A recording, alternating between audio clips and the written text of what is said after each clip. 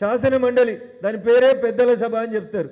పెద్దల సభలో ఎమ్మెల్యేలా కాకుండా కొంచెం నిష్ణాతులైనటువంటి వ్యక్తులు పోయి నిజంగా ప్రజా సమస్యల మీద వాళ్ళు ఏ రంగం నుంచి అయితే గెలిచిపోయినారో, ఉదాహరణకు రేపు అంజిరెడ్డి గారు గెలిచిపోయిన తర్వాత గ్రాడ్యుయేట్ల సమస్యలు ఏంది, నిరుద్యోగ వృత్తి ఏంది, నిరుద్యోగులకు ఇస్తున్న జాబ్ క్యాలెండర్ ఏంది, ప్రభుత్వం ప్రకటించినటువంటి లేదా కాంగ్రెస్ పార్టీ ప్రకటించినటువంటి మేనిఫెస్టోలో ఏముంది అనే అంశం మీద ఒక గ్రాడ్యుయేట్ ఎమ్మెల్సీగా వారు, టీచర్ల ఎమ్మెల్సీగా టీచర్ల సమస్యల మీద మల్క కుమరయ్య గారు ఇట్లా మాట్లాడితే ఆ సభ పేరే పెద్దల సభ కాబట్టి కొంచెం చర్చ అర్థవంతంగా సాగడానికి అవకాశం ఉండాలి. కానీ ఇవాళ రేపు ఏం జరుగుతూ ఉందో మీరు చూస్తూ ఉన్నారు. ఎటు అధికారం ఉంటే అటే పోతున్నారు కాబట్టి వాడు తానా అంటే వీడు తందానా అంటున్నాడు, భజన కొట్టి లేచి వచ్చేస్తూ ఉన్నారు తప్ప నిజంగా చర్చించాల్సినటువంటి ఉపాధ్యాయుల సమస్యలు కానీ, స్థానిక సంస్థల సమస్యలు కానీ, ఇటు టీచర్ల సమస్యలు కానీ చర్చించడానికి వేదికగా ఉండాల్సిన పెద్దల సభ ఆ దశను తప్పింది, ఆ కళను తప్పింది. కళ రావాలి అంటే పాలకపక్షం ఎంత బలంగా ఉంటే ప్రతిపక్షం కూడా అంత బలంగా ఉన్న రోజే, ప్రతిపక్షం గొంతు గట్టిగా వినబడ్డ రోజే ఆ సభలో ప్రజాస్వామ్యం బతుకుతుంది, పరిడవిల్లుతుంది. కాబట్టి అదొక భారతీయ జనతా పార్టీ నాయకత్వంతో మాత్రమే సాధ్యమవుతుంది. మిగతా వాళ్ళు గెలిస్తే 10 ఉన్న కాడ 11 అవుతారు, 100 ఉన్న కాడ 101 అవుతారు తప్ప ఇంకొకటి కొత్తగా ఏం గారు.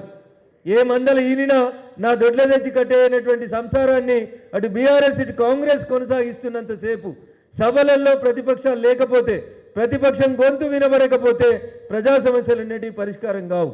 మొట్టమొదటి పార్లమెంట్లో జవహర్లాల్ నెహ్రూ గారు ఈ దేశానికి ప్రధానమంత్రి అయినప్పుడు తొలి సభ జరుగుతున్నప్పుడు జవహర్లాల్ నెహ్రూ గారు ఒకరోజు ఆ రోజు ఉన్నటువంటి ప్రతిపక్ష నాయకుని లేచి సభలో అడుగుతాడు, అయ్యా మేము ఇన్ని మంచి పనులు చేస్తున్నాం కదా దేశం కోసం, మీరు 5 లేరు పట్టుమని పొద్దుగలైతే రోజు మమ్మల్ని తిట్టుకోవడమే ఎజెండా ఎందుకు పెట్టినావు, ఇదేం పద్ధతి అని అడిగితే ఆ రోజు ఉన్నటువంటి ప్రతిపక్ష నాయకుడు చెప్పినటువంటి సమాధానం, సార్ మీరు మాట్లాడిన ప్రతి మాటకి బల్లలు కొట్టేందుకు నీ వెనకాల ట్రెజరీ బెంచ్ వాళ్ళు ఉంటారు సార్, మేమున్నది 5 10 మందిమైనా ప్రతిపక్షం అనేది ప్రజల పక్షంగా ఉండాలని మేము కోరుకుంటున్నామని చెప్పి ఈ దేశానికి స్వతంత్రం వచ్చిన తర్వాత మొట్టమొదటి పార్లమెంట్లోనే ప్రతిపక్షం పాత్రని ఆ రోజు ఉన్నటువంటి ప్రతిపక్ష నాయకుడు ఎక్స్ప్లెయిన్ చేయడం జరిగింది. ఇలా పాలకపక్షం లేదు, ప్రతిపక్షం లేదు, పొద్దుగా ఇటు ఉంటున్నారు, పొద్దు గడిపోతూ ఉన్నారు. మొన్నటిదాకా 3 రంగుల కండువా వేసుకున్న వాళ్ళు, మొన్నటిదాకా పింక్ కండువా వేసుకున్న వాళ్ళు ఇలా 3 రంగులు వేసుకున్నారు. అంతకుముందు 3 రంగులు వేసుకున్న వాళ్ళంతా పింక్ వేసుకున్నారు. ఇటునోడు అటుపోయిండు, అటునోడు ఇటు పోయిండు, కండువాలు మారినాయి తప్ప మళ్ళీ కావాలే కనబడతా ఉన్నారు తప్ప కొత్త వాళ్ళు కనబడతలేరు. ఆ పాత్ర పోషించేందుకు ఇలా మనకు అవకాశం వచ్చింది. ఈ జిల్లాలు, ఈ గడ్డ ఉత్తర తెలంగాణ అంతా కూడా పోరాటాలకి ఆది నుంచి కలిసి వచ్చినటువంటి గడ్డ, బాగా మాట్లాడేటువంటి నాయకత్వం, గట్టిగా కొట్లాడేటువంటి నాయకుల్ని పుట్టించినటువంటి గడ్డ. కాబట్టి దయచేసి రేపు గెలవబోయేటువంటి మన ఇద్దరు ఎమ్మెల్సీ అభ్యర్థులు కూడా శాసన మండలిలో గట్టిగా ఆయా పక్షాల గొంతుగా నిలబడాలంటే మీరందరూ ఇప్పటి నుంచి ఒక వారం రోజులకు వచ్చి గట్టి కష్టపడి 25 ఓటర్స్ మీకు ఇచ్చింది 25 మందినే.